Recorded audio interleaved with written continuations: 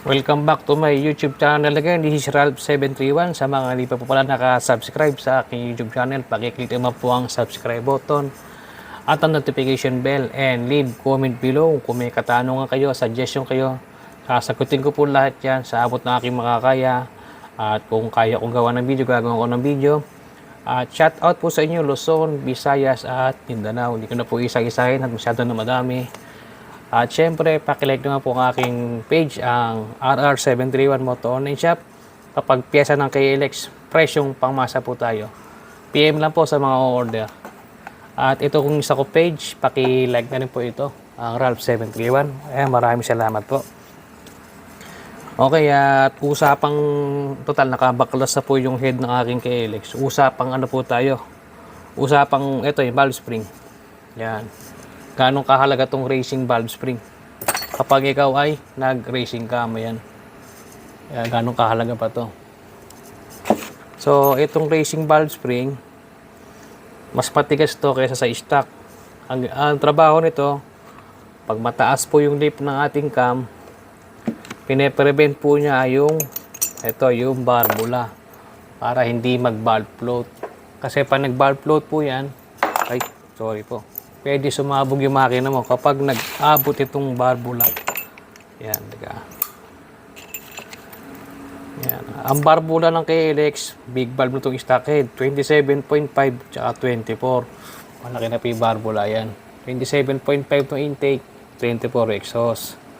Yan. So, kapag hindi ka mahalaga to kung mag-racing CDA ka rin kasi mas mataas ang rev limit ito kaysa stock. Pag stock CDA ka, stock racing CDA ka, stock valve spring, mangyayari sa buga makina mo.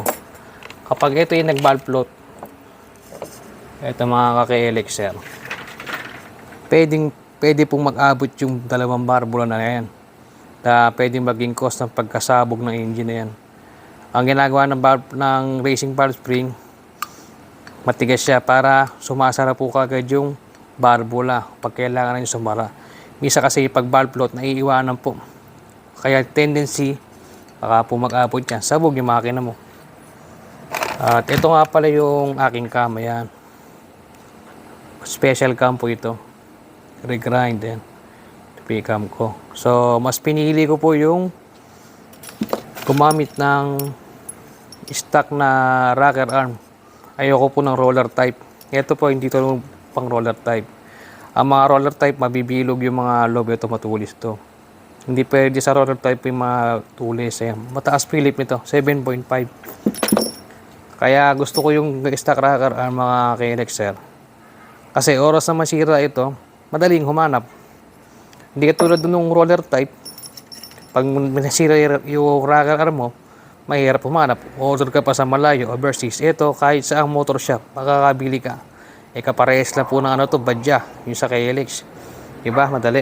Tsaka ang buhay ng roller type na rocker arm, hindi uber sa buhay nito ng stock rocker arm.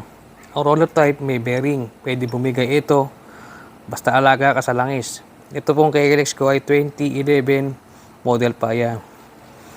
Buhay na buhay pa yan. Ito, stock head lang po ito, tapos 63mm ball mga ka-KLX sir. Tapos, ito yung rocker arm pin. Ayan. Dito ako nagtataka. Ba't yung iba nasisira po nila ito? Ito goods na goods pa. Ayan. 2011 model pa. Walang problema. Yung kanila mga nagagasgas to, nauubos. Ito hindi. Alaga lang po sa langis. At saka hindi ako gumagamit ng langis na 2050. Kinagamit ko lang po langis ay 10W40, 15W40, tsaka 20W40. Ayan. So, yung KLX natin, hindi pa po mabubuo ito. Waiting pa tayo at umorder pa ako ng piston ring. Gusto ko pag-refresh bago lahat para di sayang yung baklas. Itong valve spring ko, ayan. 5L ang gamit ko, ayan. 1, 2, 3, 4, 5, ayan. 5 turns, kaya tinawag na 5L, ayan. Tigas po ito. Ayan. Ang haba nito,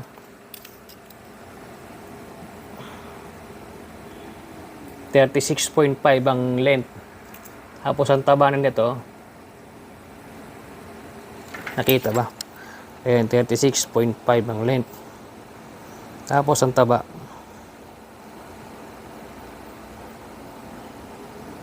Nasa 23 millimeter ang ikot. Ayan. Tigas to. Hindi siya magba-valve float. Tibay nito. Tagal nito. Pero pag hindi na okay to, binuo ko yung head, papalitan ko ng bago para safe tayo. Mahilig pa naman ako magpa-rev limit. Ayan. Okay mga ka-Rexer.